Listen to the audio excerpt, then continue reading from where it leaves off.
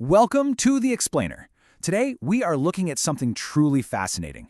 We're talking about a highly practical technological solution to a problem that affects literally everyone, the global labor crisis. We're going to examine a concept called water robotics, which was proposed by the Stellarium Foundation in their foundational texts. And honestly, this isn't just some abstract theory. It's a real look at how automating and completely rethinking essential physical tasks could transform and massively boost global economic efficiency. Okay, let's dive into this. Imagine a world where vital industries, the ones that build our homes, mine our resources, and manufacture our everyday goods, are just completely stalled. And they aren't stalled by a lack of money or capital, but by a really simple, frustrating problem: a lack of physical human labor right in the places where it's needed most. It's a massive geographic bottleneck. So the big question we're exploring today is, how do we fix a paralyzed supply chain without forcing a single worker to pack up their entire life and move across the globe? Traditionally, our fixes for this problem have been, well, pretty limited.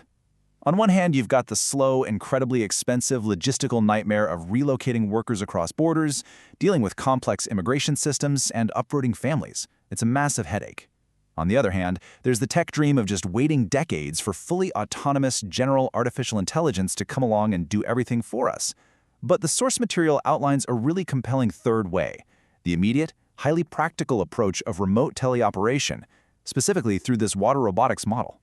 Now, before we look at the tech itself, let's talk about why this matters to you and me. When we hear about a labor shortage in a sector like construction, it's so easy to just shrug it off as a corporate problem that only hurts a CEO's profit margin. But the reality is far more direct. When construction is delayed because there just aren't enough hands on site, fewer homes get built.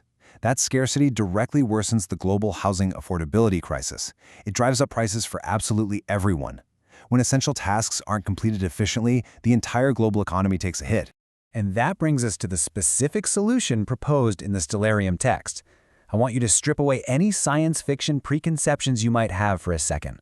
Water robotics is defined as a highly practical system that connects workers in labor surplus areas to jobs in labor scarce regions. And it pulls this off using two main things: virtual reality headsets and tele-operated humanoid robots. It's all about utilizing real human intelligence and adapting it to physical labor across vast distances.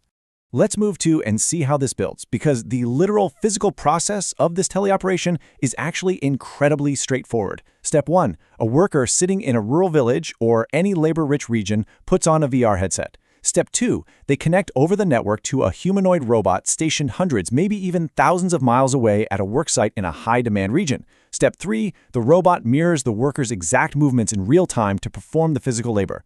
The worker sees exactly what the robot sees, directing its actions as if they were physically standing right there. So what is this actually built on? The true beauty of the water robotics tech stack, as detailed in the source, is that it relies almost entirely on accessible existing technology. We are talking about off-the-shelf VR headsets. Think of your Oculus Quest 2 or an Apple Vision Pro. It uses existing humanoid robotics hardware, real-time camera feeds, and basic tactile feedback so the operator can actually feel what they're doing. We aren't waiting for some crazy futuristic breakthrough here. It's about assembling the tools we already have to bridge a critical gap right now. The source text summarizes the underlying philosophy perfectly with this quote: "This isn't about workers with machines. It's about empowering them with tools to overcome geographic and economic barriers." And that marks a fundamental shift in how we view the relationship between human workers and robotic tools. It's not about replacing the human at all. It's about extending their reach, making their labor globally accessible, and completely removing geography as a limiting factor to their livelihood. Section 1. Boosting economic efficiency. The macroeconomics of remote labor. Now, what's really interesting about this slide is the dual benefit detailed here. We're shifting focus from the individual worker to the systemic global outcomes.